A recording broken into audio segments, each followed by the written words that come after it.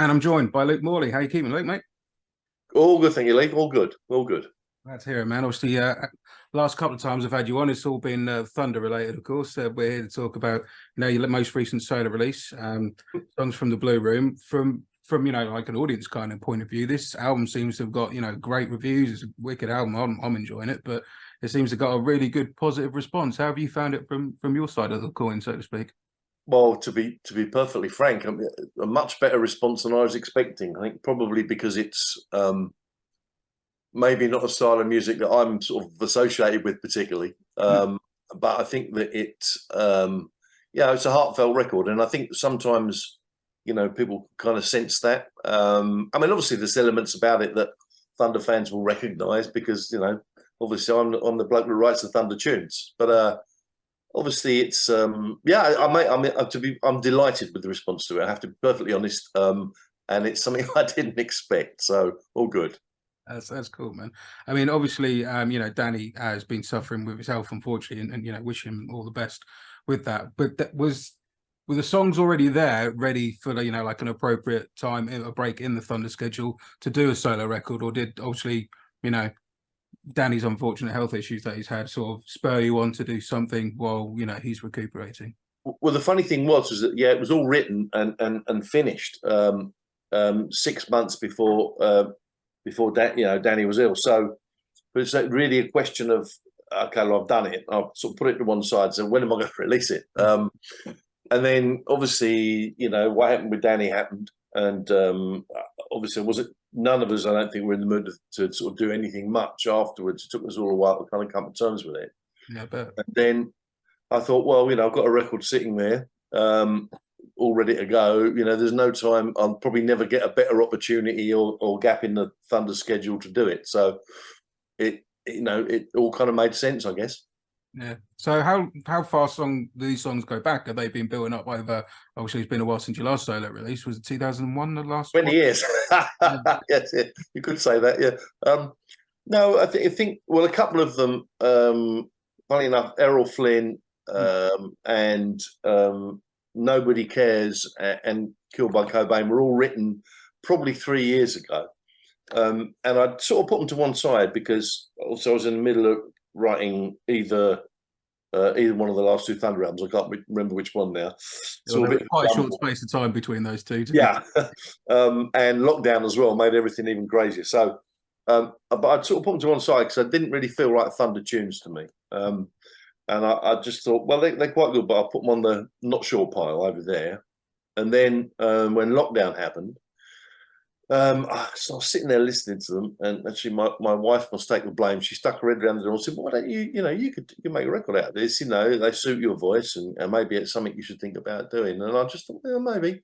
And I just thought, well, at that point we didn't know when lockdown was going to end, and obviously I didn't want to go completely mental doing nothing. So I thought, well, I'll just start writing and see where it takes me. And obviously with the fact that the great thing about me making a solo album is that there's no expectations of what it should be musically, so it gives me a lot of freedom to kind of go into all sorts of unusual places, I guess. And so I just wrote really I just looked at all the ideas that I'd put on the probably not right for Thunder pile, and then started looking at them, and out of that came the album. Really. I mean, like you say, you've really sort of explored sort of various spectrums, I guess, of your taste and everything. I mean, Don't Belong sounds to me, I got a real big ELO vibe off of that particular yeah track.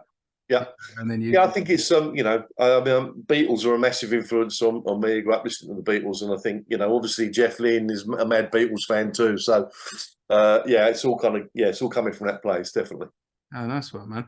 And like I say, I'm a bass player, so I always like my ears. Never mind. I couldn't deal with another two strings, Luke. But some great bass playing now. And I know you played obviously all the musical parts, apart from the drums. I think I'm right in saying that. Do you sort of like? Did you enjoy like getting to explore that side of playing rather than just sticking? Yeah, well, I love playing. I do really enjoy playing bass because I think it's. I've always been the sort of person that when I write, I tend to write. I can sort of see the whole picture rather than going, "There's a guitar riff and what goes with that." Yeah. I always tend to sort of write 3D, so I know what the drums are going to be doing roughly. I know what the bass is going to be doing roughly. But obviously having the luxury of having a studio in my house means that I can take my time looking at things and sort of try a few wacky things. If they don't work, move on. But bass is the most underused instrument, I think, in popular music. I think unless you're playing in a 70s funk band or maybe a reggae band, the bass is kind of a bit of an afterthought, particularly in rock music, actually.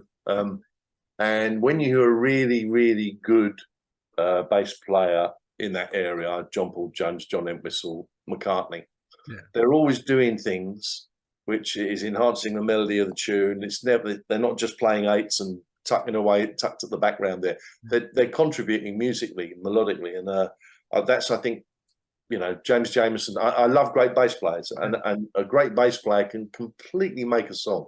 You know, so I love investigating where the bass can go, and ignore my previous joke. Bass players are very important people. Real good, mate. Well, that's what I liked about it, particularly, you know, on tracks like Cry Like Rain and Watch the Sun Go Down. I thought, you know, these are tracks where, like you're saying, you know, it's so easy, and it often happens that, you know, you just get root notes and just, like say, just ploddy bass lines, and you were going into interesting places with them. And as a, you know, like I say, as a bass player myself, that's made my ears go, oh, hello, you know, he's sticking to root notes and having an undertone there. There is, you know, like you say, it is adding something to the texture to this track. That's great. I mean, I have a good ear. I'm blessed with a good ear, but anything I can't do on the bass. That's a great thing about working with Chris on Thunder stuff. Is Chris is a brilliant bass player, can do anything. So I could, and so we get very deeply into the bass on Thunder records. It's like, okay, what else can we do with it? Let's try and, you know, move it somewhere a little less kind of, you know, pedestrian or predictable. And it's a lovely thing, bass guitar, much underrated instrument. So how did you find the process? I mean, did the process change in terms of, obviously, other than the fact that you weren't with the rest of Thunder Boys, in terms of the writing process between the two, writing for Thunder and then obviously writing for this? Did you find that change at all, or were you just mainly only? I still approach it the same way, but the main difference, I suppose, is that I'm not writing for Danny's voice. I'm writing for myself, and also Danny's blessed with this stratospheric range and incredibly well. He's basically a full-on tenor. I mean, 300 years ago, he'd have been a very successful opera singer. I think he's just got this massive range and hell of a range at the top. And you know, which, you know, to be frank, I don't have. So I'm much more kind of. If I'm writing for myself, then it's writing in an area where I'm comfortable singing and writing in an area where I think I can do the song justice. So, you know, that brings a whole load of different questions with keys and stuff, and that's interesting. Let's go there. And yeah, so that's the main difference. I mean, everything else, really, the process is the same. I'll start off with a chord progression or a riff or something, and then just build it out from there. And not to kind of, I try not to kind of tie myself up too much in it. Just if it feels good, go with it, and then put it to one side for a couple of days, then come back and look at it and go, that's good, or that could be better, or that's a pile of crap, whatever it is, you know. But just that's the beauty of having a studio at home. Like I say, you can go down a lot of alleys. Some of them might be blind alleys when you get to the end, but you know, it gives you that room to experiment and chase ideas without it costing a fortune. So that's all good. How did you find it in terms of, obviously, you know, last time round that you say it was like 20 odd years ago since you did your last solo record? Did you think that you would ever do one again? Was that always something in the back of your mind that you wanted to do at some point, or was it not just really? I mean, I really enjoy the dynamic of being in a band. I like the thing about, you know, that it's the old fashioned kind of camaraderie, or it's the hanging out with your mates. And Thunder is, you know, we're all mates, so it's a fun band to be in. You know, we've all known each other since we were kids, pretty much. So, you know, now we're all in their 60s. That's pretty terrifying. But it's good, you know, and you know, we can't put on airs and graces with each other because we all know each other so well. Now that's a really good thing. It's a kind of comfortable place to be.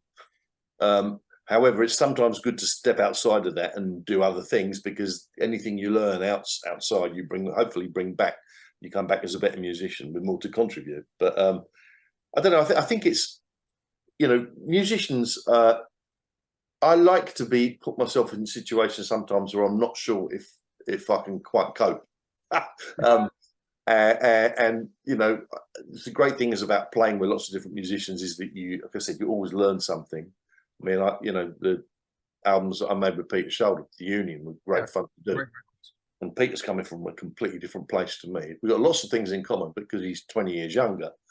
You know, he listens, he grew up, you know, the first time he picked up the guitar was to learn, you know, Smells Like Teen Spirit. So that's, you know, and yet weirdly, he turned me on to lots of really old stuff like Tom Waits and, you know. Oh. So everybody's perspective is I've completely forgotten what the question was, by the way. But I suppose what I'm trying to say is that it's the eclectic nature of music that makes it interesting. I don't think even with Thunder, you know, we couldn't keep just making Backstreet Symphony. You know, we couldn't. We're not like that. You know, it's always having to move forward to give it a kind of relevance and an importance. You know. Yeah, I think that's the thing, isn't it? Like any sort of artist is going to take in whatever element it is from any kind of music they might be listening to outside of what they're known for playing. They're going to take that in and it's going to sing it. But I guess in a solo aspect, well, put it bluntly, you're not battling with another 4 blokes or whoever how many is in your band. You know, and to be fair, I mean, you know, with the Thunder guys, it's kind of evolved over many, many years into the situation where I write the songs, bring in the songs, and then, you know, because I know them all so well, I know pretty much how they're going to come at it. So it's a very comfortable thing. But, you know, with the solo thing, despite the fact there's only me to please, it's a different set of questions. You're like, wow, you know, where can I go with this? How can I do this? But with Thunder, at the back of my mind and the back of all of our minds, the fact is it's a rock band, you know. And when we all get in the room and plug in, that's the noise we make. That's what defines Thunder. Everybody's got a very kind of, I guess, strong musical identity in the band. You know, Harry sounds like Harry, Danny sounds like Danny, and so it does what it does. But I think, you know, with the solo thing, there's sort of maybe stuff just purely as a guitar player, the stuff that maybe I wouldn't necessarily would find appropriate for Thunder, but with my own solo stuff, I can kind of go that way a little bit, and it's fine, you know, and it's quite enjoyable to do because it's not something I usually do. That's it. But anytime anyone, for me personally, just as a music fan, you know, anytime anyone that I like in a band releases a solo stuff, I want them to do something different. You know, I can't stand it when, you know, I've seen plenty of reviews.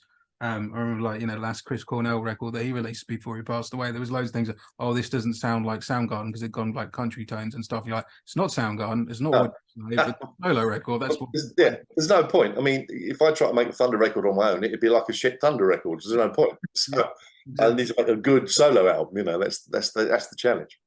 So when you were writing it, you mentioned Errol Flynn, which you just recently released as your most recent single from it. Yeah. Where did Errol Flynn come in the writing process as such? Quite early. I think that may even have been the first one that got written. It's one of those odd songs. I just picked up the guitar and it just sort of happened. I have no idea why, no idea where the lyric came from, and it wasn't until I sort of started getting into it. Get down. Obviously, Errol Flynn was a legendary boozer and you know, shagger and partier, and I've read various things about him in books by other people. Actually, David Niven's book, he mentions Errol Flynn quite a bit.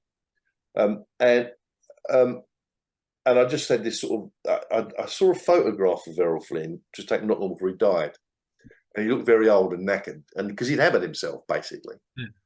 And I thought it's sad because he was such a sort of handsome, you know, when he was in one of those swashbuckling films. But he was partying until the very, very end. So I started sort of thinking about that, and it was on my mind. And then I picked up a guitar, and most of the lyrics came out. And then I started thinking, well, actually, it applies to nearly all men. You know, this sort of journey as we get older, you know, how we view ourselves, you know, has to change. We can't keep looking at ourselves like we're 21. You know, we can't. Well, we could, but then you're going to end up, I think, probably quite sad. I think, you know, embracing getting older and, you know, learning to deal with the fact that, you know, how other people, particularly the opposite sex, look at you as you get older is an interesting one because, you know, eventually you're going to find yourself in a situation where you're standing in a bar and there's a girl there who's in her 20s and you're in your 60s and you realise that she's looking at you going, who's that old git? Right, you know, it's kind of imperceptible where that point comes where you suddenly become the older guy. Yeah. And dealing with it, I don't think it's easy for some people. To be frank, it doesn't bother me in the slightest. I quite enjoy being older because I think it's easier to surprise people when you're older. They kind of write you off a little bit. And I think it's quite good. You know, experience is a very, very valuable asset, an underrated one actually in lots of aspects of life. But I think it's a cool place to be, and providing of course you've got your fitness and your health and all of those things going on too.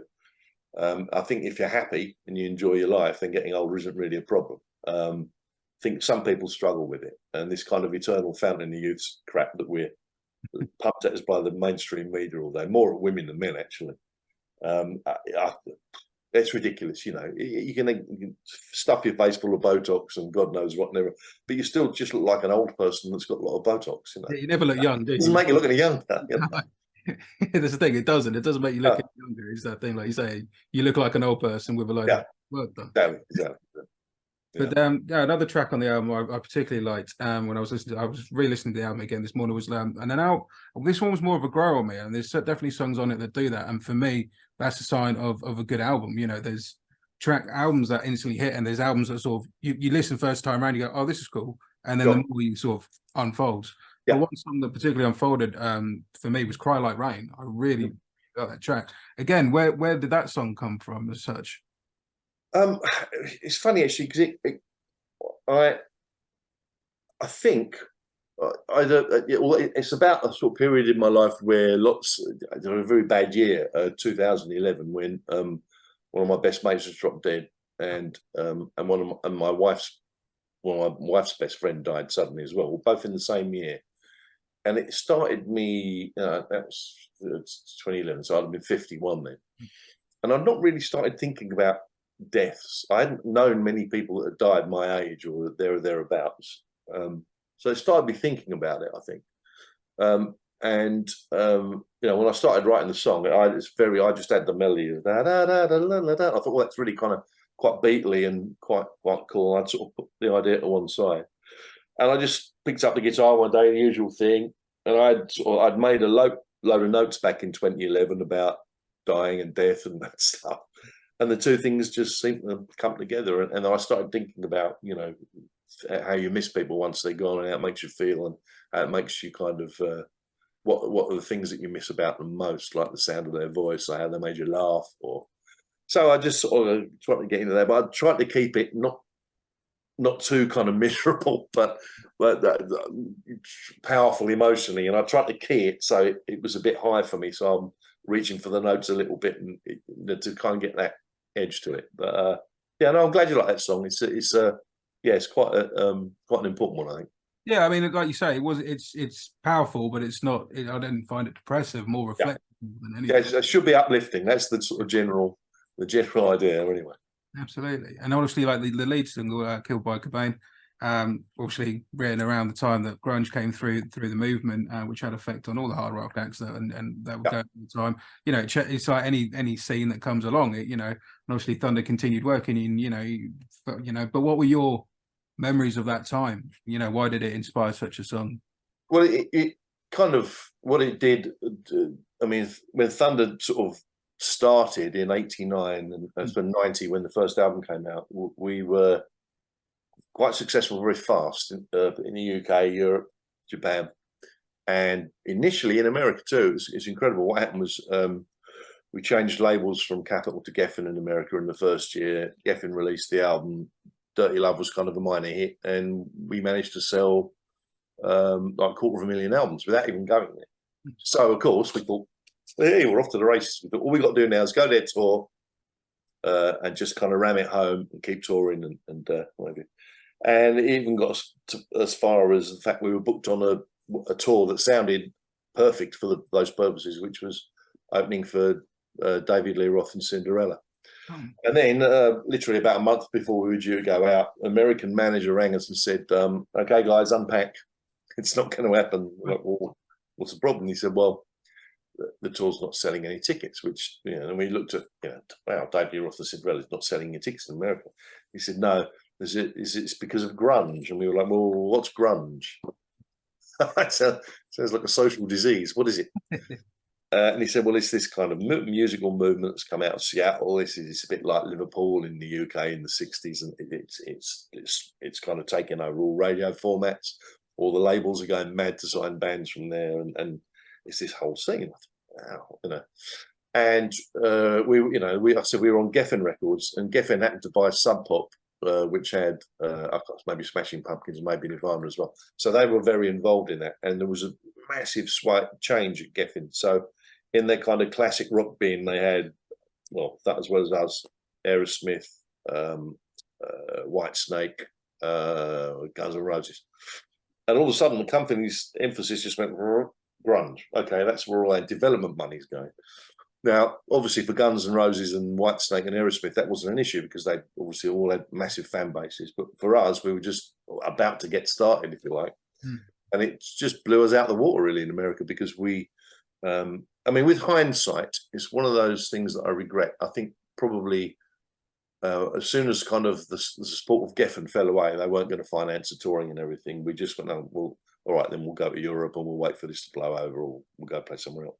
And I think probably what we should have done with hindsight is gone, well, fuck it, we're going to come anyway, take a loss financially, and just played anyway, and gone to, because, you know, there was a few weeks where we were all over the radio, and had we gone to like the Midwest and the West Coast and played in clubs and done all that thing, I think it might have been different, but we'll never know because we didn't do it. But hey, you know, that's the music business. You know, it's as somebody once, wise man once said to me, you know, just if you go into the music business, he said, prepare yourself for colossal disappointment because it is coming somewhere. And I think you've got to be philosophical about it. You know, we've had a great career everywhere else, so you know, what the hell? It could have been a lot worse. You know, absolutely. But you did some shows with Alice in Chains and Soundgarden and those kind of bands anyway, didn't you? We did one show. Which was an interesting thing because it kind of at that point we really understood what was going on. It was an American magazine called Rip, and the guy that ran Rip magazine, Light Thunder, and he basically, it was their 5th anniversary party, and they put a gig on at the Hollywood Palladium, and we were asked to go and play, and we happened to be doing a couple of little shows in the States on the East Coast. So we said, okay, yeah, sorry, we'll go. We'll come and play. And the bill was a very interesting bill. It was ourselves, Spinal Tap, an Australian band called the Screaming Jets, and Soundgarden, Alice in Chains, and one other grunge band, Pearl Jam. Oh. And it was, you know, I think I'd heard a bit of Soundgarden on the radio and thought, oh, that's quite good. It sounds a bit like Sabbath, you know, it's quite heavy. And you know, we were sharing a dressing room with bizarrely with Spinal Tap and Pearl Jam. I think it was Pearl Jam's maybe 4th gig or something. They hadn't done many shows. Oh wow! And we were chatting on there, nice lads. They seemed very young. Well, they were compared with us. And we got up and we did our bit, and it was really strange. The audience, because obviously LA is a bit like London. It's got its own scene. It's very hip, and the attitude has very much kind of impressed me. And we went on stage and it was weird, and half the audience loved us and half the audience hated us. But then weirdly, I went and watched Soundgarden, and half the audience that liked us didn't like Soundgarden, and it was all about fashion and posturing, you know. Yeah. Which I thought was a bit strange because it was all just rock. I couldn't see what the problem was, but yeah. Then we got the grunge thing and how it was different, and the fashion element, and the plaid shirts, and the goatees, and the tats, and the way, the kind of scruffy, kind of college kid look, which was a million miles away from bands like Cinderella and Motley Crue with the massive hair and the tight spandex. And the weird thing is that we always saw ourselves as like a sort of jeans and t-shirt type band. I don't think, you know, we weren't wearing makeup or high heels or any of that stuff. You know, we were just, it was about the music with us. So we felt kind of, I suppose, more akin to those guys than we did to that whole kind of Sunset Strip LA thing. Yeah. That really wasn't Poison and all that stuff. That wasn't really us, you know. But hey, we were, you know, we'd been marketed to that area, and so we were perceived to be that kind of band. So it was an interesting time. That we just kind of got it a bit wrong in America, and that's what happens, you know. Fair play. Well, we'll talk about live shows. Of course, you've announced that you're going to be taking the new album on the road. Yeah. And you've brought in some good mates for the band, mate. You got, you know, obviously we were talking about Chris. Yeah. You got Chris on bass. Dave McCluskey's playing drums. Mm-hmm. And you've got my mind's gone blank. Sam Tanner's playing keyboards. Yeah, and Dean from Cats in Space, isn't it? That's and Dino is a really old mate. Is playing guitar as well. And Sam has done the last couple of Thunder tours. He's a fantastic keyboard player and a brilliant singer, which is great. So that sort of helps me out in the vocal department. And also, like I said, Dino, I've known since we were like 18, 19 years old. You know, both started playing in the same pub in Greenwich. So, yes, you know, it's a good band, and yeah, I'm looking forward to it. It should be a lot of fun. It's always nice to tour with people you like and get on with, and it's kind of, initially I only want to do like 2 or 3 shows, but then the agent said to me, "Well, if you're going out, you might as well do a few." Oh, okay, right. Yeah. So I agreed to it. Now I'm thinking, oh shit, that's 6 shows in a week. Fuck. Yeah, that's going to put some pressure on the voice. It is a little bit, but yeah. So, but I'm sort of, you know, I'm gonna have to make sure I'm very fit and don't indulge too much over Christmas. That'll be all right. It'll be okay.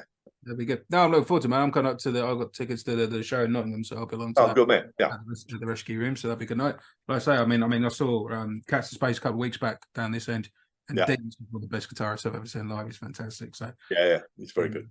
Yeah, really good. So obviously with Dave on the kit as well, is there, you know, with the set list itself, so obviously I'm presuming there's going to be focus on your previous solo release as well, but will we be seeing any Union tracks or anything like that into the it won't be any Union songs. I mean, it's going to largely consist of, I mean, I'm not completely decided yet, but it's largely going to consist of stuff from the new album and stuff from El Gringo.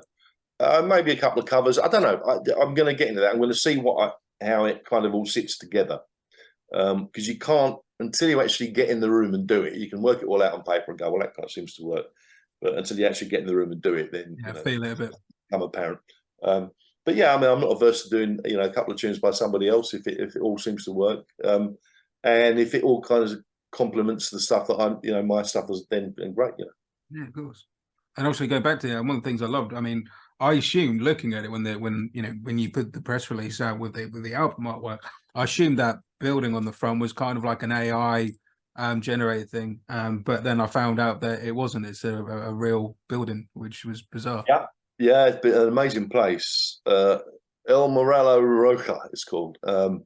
It's in Calpe in Spain, and it's weird. It's like a council block. So people live in it, and all these, you know, these kind of weird things. And it's structurally, it's very odd. It's like a load of squares all kind of around each other, and it looks kind of modular, like it was put together bit by bit. And part of it is painted pink, and part of it's painted blue. And the guy who took the photographs is really good. Well, probably one of my best mates, Jason Joyce, the photographer. He's a great photographer. And I've done a lot of collaborating with him on album sleeves, the last couple of Thunder albums, well, quite a lot of the Thunder albums actually over the last 20 years. And when I told him the album title for the album, he went, "Oh," he said, "What does that mean?" And he thought about it, so I've got it. And he showed me some pictures of this building. He said, "I've always wanted an excuse to go there and shoot." He said, "So this is it." So, you know, we popped out to Spain for a couple of days and just did it. And it was only afterwards that I realised that that Netflix show Squid Game, the guy who designed the production designer on that, and based a lot of the set on the same building. Oh, right, okay. Yeah. And yeah, weird, but it's a very strange place. And you get there, yeah, okay, and you walk in, and you know, there's people wandering around with their shotgun, and you're trying to sort of shoot, and then somebody comes out the front door and says, "Buenos dias," you know. It's very much a kind of a living building, but because it's so odd, you can make it look very odd if you get the right angles and stuff. You know? Yeah, that's great. Yeah, like I say, I assumed it was some sort of like AI or Photoshop kind of scenario. No, you don't need to. It's all done for you already. It's all good. Oh, brilliant. So what does the rest of the year hold out for you, mate, other than and into next year, other than, you know, promoting this? Well, basically, I'm going to do a couple of bits and pieces, I think, with Spike, very old mate, and obviously Guy Bailey passed away last year. Yeah, of course. And he and Spike had written a whole album. So Spike said to me, "How do you feel about playing on a couple of tunes?" And I said, "Of course, no, I'd love to, you know, because I've known them all for years and years. I mean, I know what happened with him and Griff and the whole, you know, I don't have a horse in this particular race. They're all my mates. I don't care. You know, I don't want to get involved in that." No. When he called me, I said, "Of course, you know, I'll do anything you need." So that may well even turn into a couple of gigs later in the year as well. And you know, in the meantime, obviously, Danny his recovery is going very well. So, how is Danny doing? He's good. He's doing very well. He's kind of you know, still working on the physical aspects. Mentally, you know, he's 100% really. He's all there. And so I think that it's really just a question of him getting to the end of the road of his sort of his physical rehabilitation and all that sort of stuff. But you know, we talk pretty much every day. You know, and you know, we spoke to him on the phone. You wouldn't know there's anything had occurred at all, to be fair.